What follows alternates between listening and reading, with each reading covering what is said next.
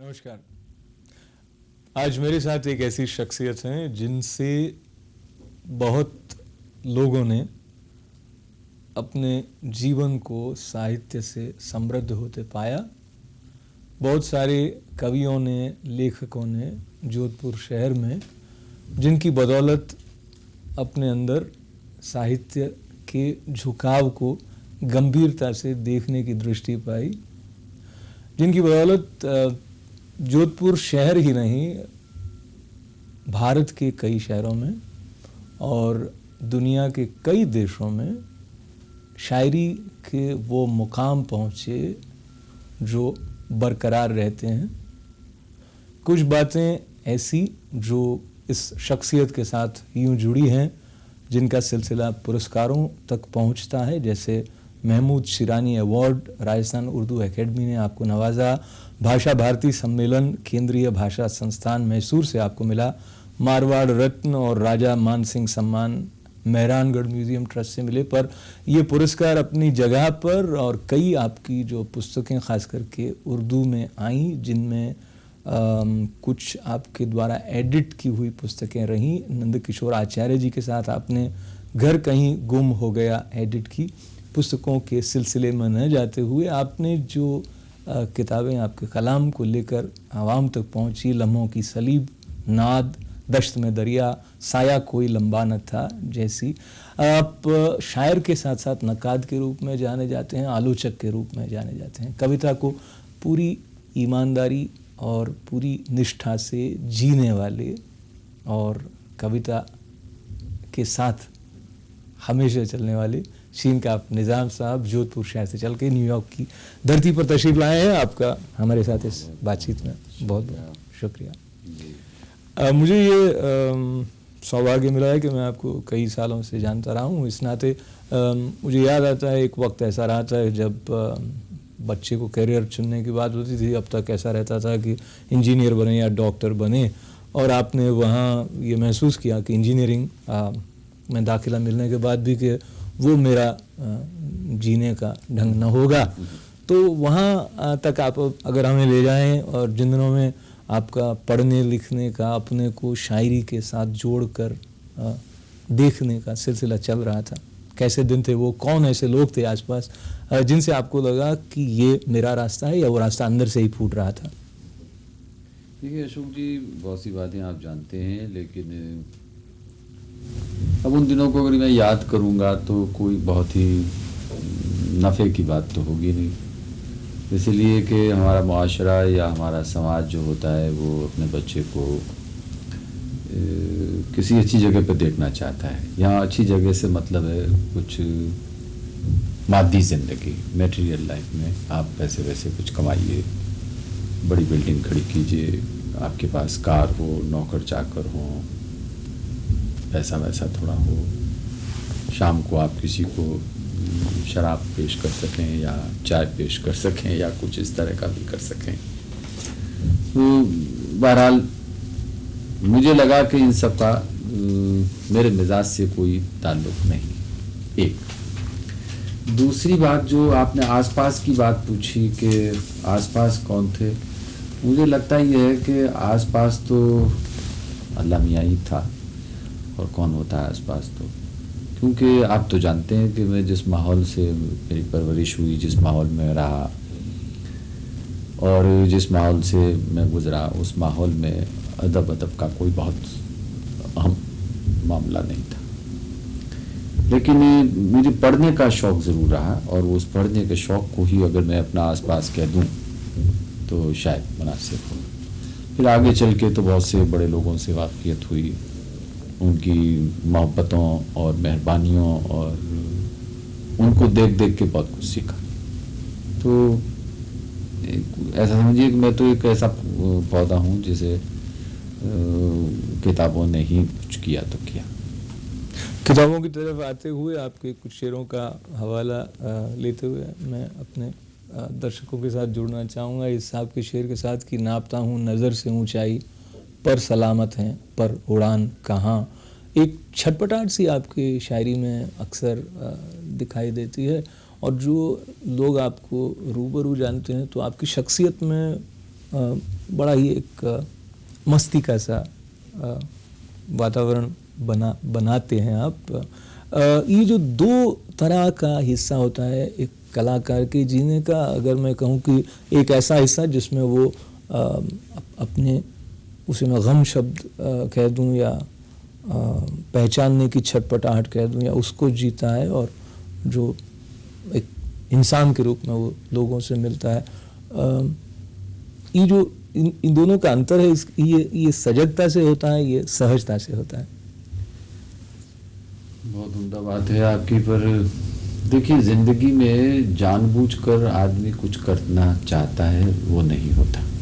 ये मेरा तजुर्बा। हो सकता है आपका तजुर्बा अलग हो, मेरा अलग हो, किसी और का तीसरा हो, लेकिन मुझे ये लगता है कि जिसे छटपटाहट या जिसका नाम आपने कुछ और देना चाहा, मेलंकली एक अंदर रहती है आपकी, वो इन माई ओपिनियन में ख़ास तौर से ये कहूँगा कि जैसे बाइबल का एक वाक्य है कि and God said let there be light and there was light.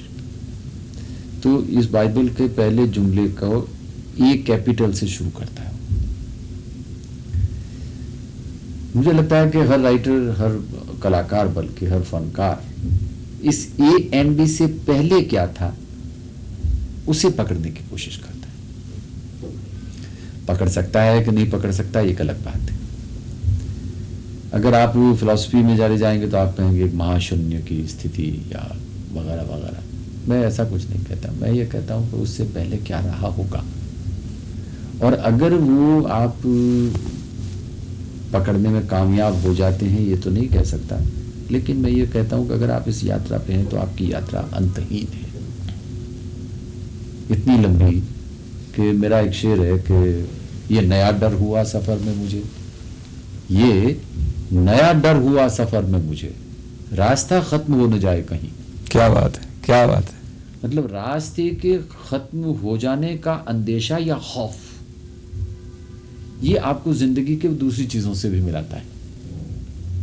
यानी मैं ये कहना चाहता हूं कि इस सफर पर चलते जाना ही सफर है, इससे मंजिल कुछ होती नहीं,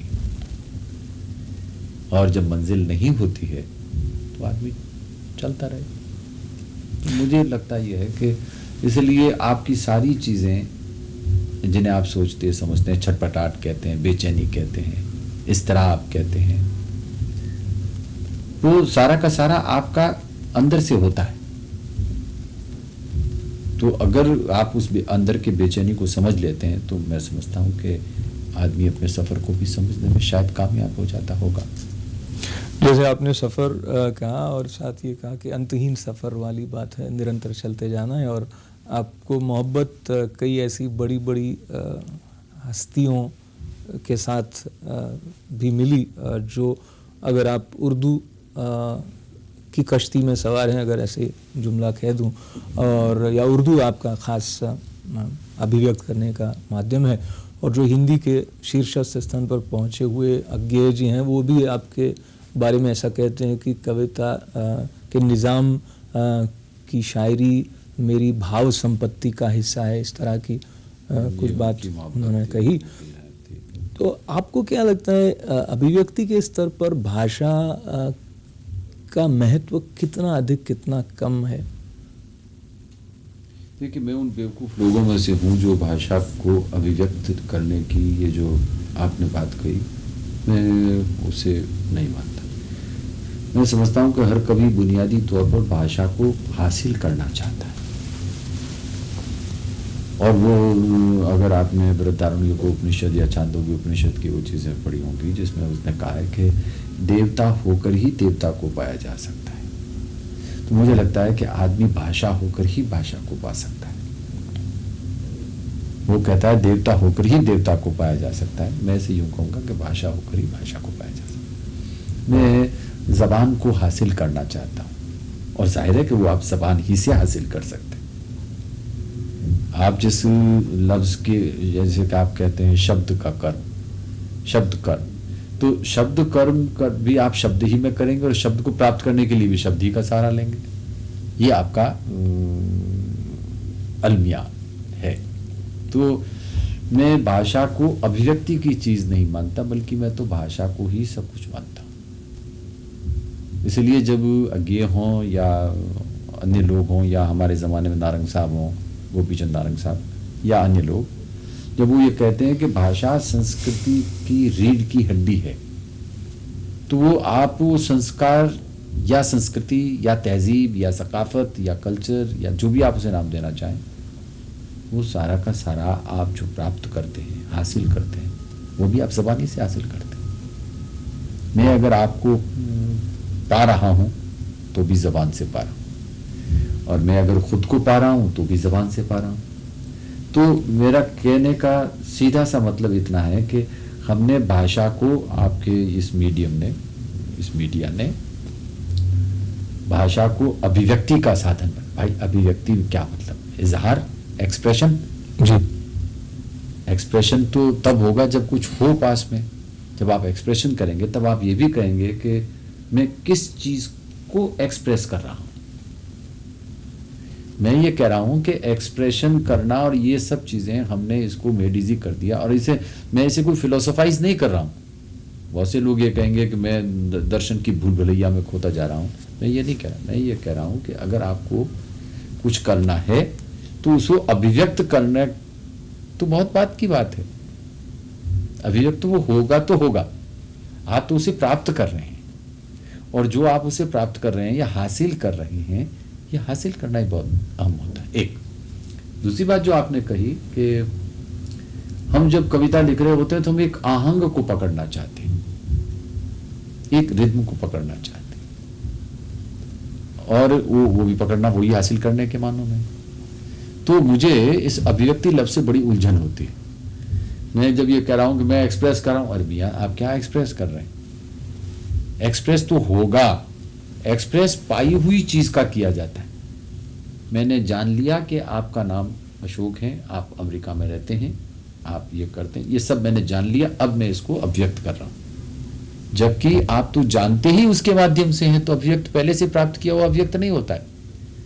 आप जो जानने के प्रोसेस में हैं वो जिसे आप अभिव्यक्त कह रहे हैं, मैं उसे अभिव्यक्त नहीं, क्योंकि अभिव्यक्ति की पहली चीज ये है कि आपने पहले से उसे प्राप्त कर लिया है, अब आप उसे कुछ कह रहे हैं, जबकि आप तो प्राप्ति उस प्रोसेस से कर रहे हैं। जब उस प्रोसेस से प्राप्त कर रहे हैं तो उसका अभिव्यक्ति आप। मैं आपकी बात कुछ हद तक समझा शायद, कि जो अनुसंधान की तरह है आपके लिए कविता, शायद अगर ऐसा कहा जाए आविष्कार करने जैसे कि उस प्रोसेस। हाँ, खोज कहिए, आविष्कार तो फिर एक दूसरी बीमारी हो जाएगी। हाँ, ठीक बात। मतलब एक खोज है, वो खोज आपकी अपनी भी हो सकती है, भाषा की भी हो सकती है, शब्द की भी हो सकती है। तो मुझे ऐसा लगता है कि अगर कविता है तो, और फिर उसमें ये चक्कर नहीं है कि वो आम आदमी उसे समझेगा कि नहीं समझेगा। आपने मुशायरों में देखा ही है, मुझे पढ़ते हुए भी और मेरे जैसे अन्य लोगों को भी, तो उन लोगों की कविताएं समझी जाती हैं और लोग पसंद भी कर लेते हैं काफ़ी तादाद में। तो ठीक है, जो देना हो इसी दौरान देना, मेरे अफकार को इम्कान देना, मुझे अल्फाज की पहचान देना। बड़े मतलब राजा करे, कहानी कोई अनकहीं भेज दे। सिर्फ कहानी कोई अनकहीं भेज दे, कहानी कोई अनकहीं भेज दे, अंधेरा हुआ रोशनी भेज दे। कहानी कोई अनकहीं भेज दे, अंधेरा हुआ रोशनी भेज दे। शेर सुने के उदासी अकेले में डर जाएगी, उदासी अकेले में डर जाएगी, घड़ी दो घड़ी को खुशी भेज दे। अकेले में डर जाएगी, उदासी अकेले में डर जाएगी, घड़ी दो घड़ी को खुशी भेज दे। और ये शेर सुने, फरिश्ते जमीन पर बहुत आ चुके, फरिश्ते जमीन पर बहुत आ चुके, कहीं से कोई आदमी भेज दे।